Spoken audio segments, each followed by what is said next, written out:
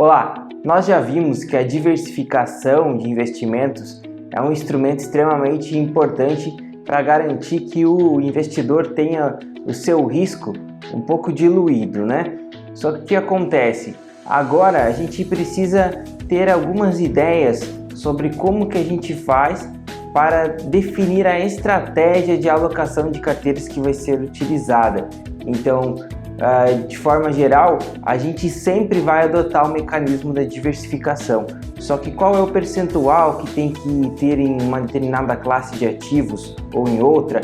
Enfim, a carteira ela deve estar em investimentos mais arriscados ou mais conservadores. Então, este tipo de questão, de pergunta, nos remete ao tema estratégias de alocação de ativos. E é sobre isso que a gente vai falar nessa aula. Nós vamos falar aqui sobre 4 estratégias de alocação de ativos. São elas: a regra do 100, alocação estratégica, alocação tática e rebalanceamento de carteiras. E ao fim da aula, vamos dar um panorama geral, resumindo tudo isso e trazendo alguns tópicos importantes. Para ficar mais claro o que é o tema de alocação de ativos, eu quero que você dê uma olhada aqui nestes gráficos para ver como que pode ser feita, como que pode ser trabalhada a alocação de ativos dentro dos diferentes perfis de risco. Então veja que em um perfil conservador a gente tem uma proporção maior de ativos mais conservadores. Esses ativos mais conservadores, de forma geral, são investimentos de renda fixa, na maioria dos casos pós-fixados, ou seja, que são atrelados à taxa básica de juros, aqui no caso do Brasil, a Selic. Então seria um CDB pós-fixado, seria um fundo DI, seria um título do Tesouro Selic, né? O Tesouro Selic que é atrelado à taxa Selic.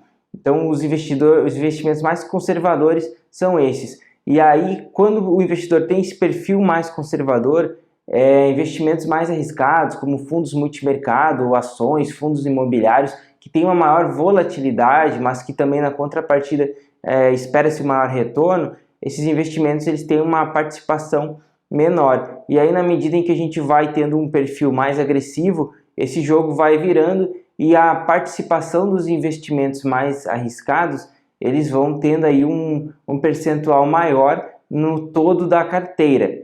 Falando sobre a primeira estratégia, a regra do 100. Então, trata-se da regra do 100 menos a idade. Então, observe aqui nessa tabela que a gente tem a idade de um indivíduo e a gente tem na segunda coluna o 100 menos a idade. Esses valores do 100 menos a idade representam o percentual que o indivíduo deve investir em produtos de renda variável, como ações, fundos multimercado, ETFs, né, que são os fundos negociados em bolsa, geralmente fundos de índice, fundos imobiliários, etc. E aí, no caso, olhando ainda para essa segunda coluna, a gente tem que um indivíduo de 20 anos, ele investiria, segundo essa estratégia, 80% do seu patrimônio ou 80% do quanto ele consegue poupar em renda variável. E quando ele tivesse, por exemplo, 40 anos, ele investiria 60% em renda variável. E lá com 70, 80 anos, então o percentual de renda variável vai sendo cada vez menor. Isso vai em linha com aquela ideia também de que conforme o tempo vai passando, você precisa ter uma postura mais conservadora. E aí podem surgir variações, né, derivações dessa estratégia, que ao invés de usar 100, a gente poderia usar 90, ou 80, ou 70, menos a idade. Então esse fator, né, quando a gente vai diminuindo de 90 para 80, menos a idade, a gente vai tendo cada vez um percentual menor de renda variável. Tá? Então, perfis mais conservadores não precisariam utilizar essa regra do 100, mas usariam um valor menor, ali 90 ou 80, como eu coloquei no exemplo aqui na tabela. Tá? No caso, só pegando um exemplo, de 80 menos a idade, um indivíduo com 50 anos, ele investiria 30% em renda variável. Tá? O segundo caso é a estratégia de alocação estratégica.